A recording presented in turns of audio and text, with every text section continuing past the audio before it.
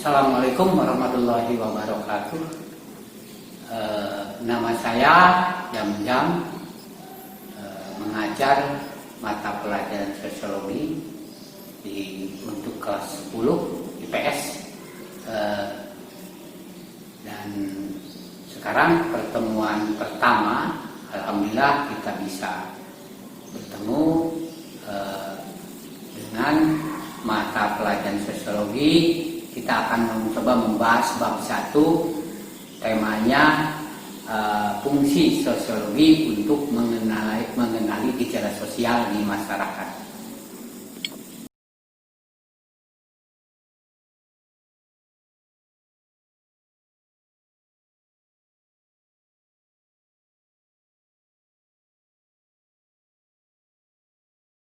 Baiklah, kita coba dengan bab 1, yaitu fungsi sosiologi sebagai fungsi sosiologi untuk mengenali gejala sosial di masyarakat.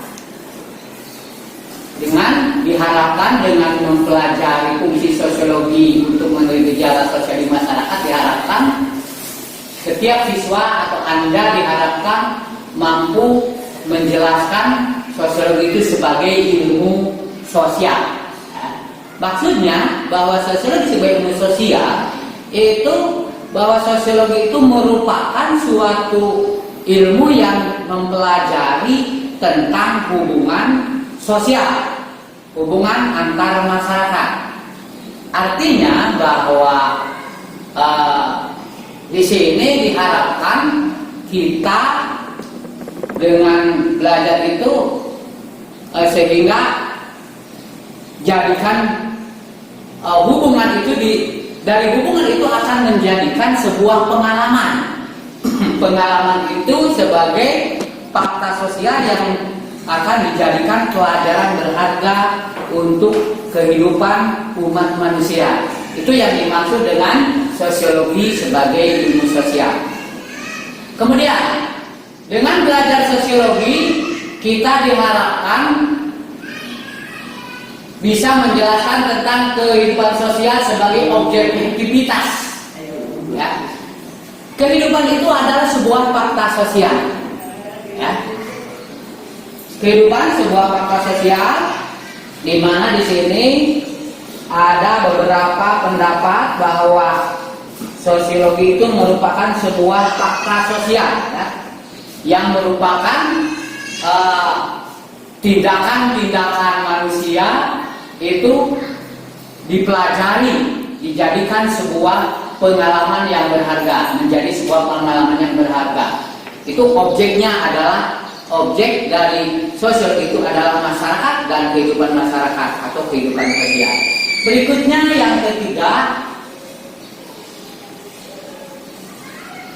sosiologi itu menjelaskan tentang kehidupan sosial sebagai objektivitas.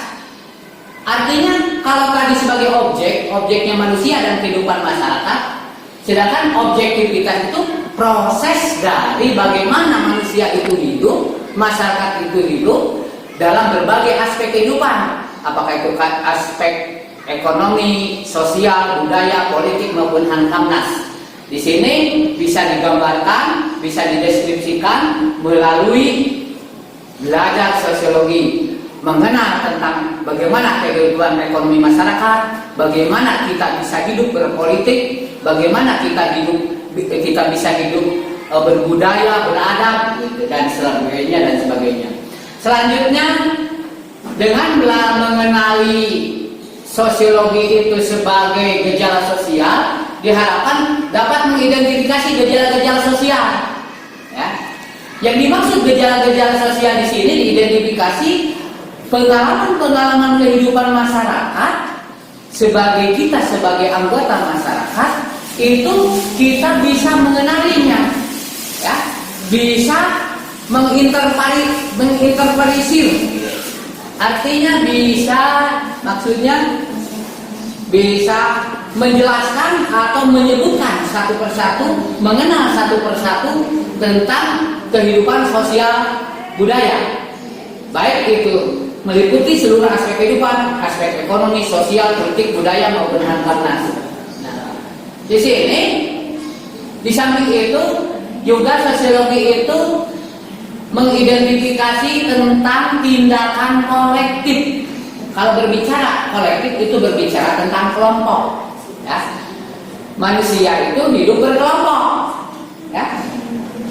Di mana manusia itu sebagai makhluk individu dan makhluk kelompok, juga makhluk sosial. Kalau ada individu pasti ada kelompok, ya. Terdiri dari kelompok-kelompok sosial. Kalau sudah ada itu kelompok-kelompok sosial, maka ada kehidupan kelompok. Bagaimana intervensi anggota masyarakat, anggota kelompok terhadap kehidupan kelompoknya masing-masing dalam kehidupan bermasyarakat. Nah, ini yang dimaksud dengan tujuan pembelajaran, dengan belajar atau bab 1 fungsi sosiologi untuk mengenali gejala sosial di masyarakat.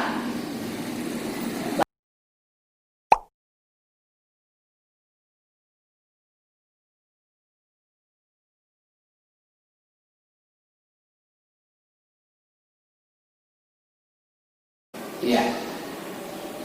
Manusia sebagai makhluk individu dan sosial. Berbicara tentang manusia sebagai makhluk individu itu berbicara tentang individu yang memiliki perbedaan atau keragaman, baik secara fisik maupun secara mental. Itu yang dimaksud dengan manusia sebagai makhluk individu, memiliki identitas. Baik identitas itu identitas fisiknya maupun identitas psikisnya. Nah, itu manusia sebagai makhluk individu. Selanjutnya manusia ini memiliki sebagai makhluk individu juga memiliki secara fisiologis memiliki kepribadian, ya. Di mana ada tahapan kepribadian, ada 2 tahapan. Yang pertama yaitu sel, kedirian, di mana manusia mencari identitas dirinya. Seperti pada usia kanak-kanak, kemudian usia sekolah, SD, SMP sampai SMA, itu manusia sedang mencari identitas diri atau sel atau kedirian. Selanjutnya yang kedua, kepribadian itu manusia itu secara fisikis memiliki kepribadian, ya.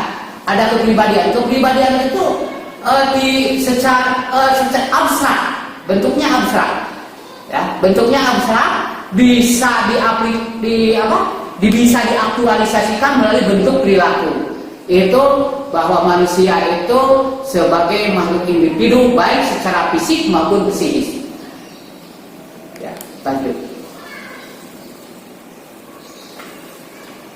Kemudian ini ada pendapat menurut Aristoteles, manusia itu pada kodratnya adalah makhluk sosial dan tidak akan memperoleh keutamaan dan tidak akan menjadi baik jika tidak mempunyai teman dan asing dari masyarakat.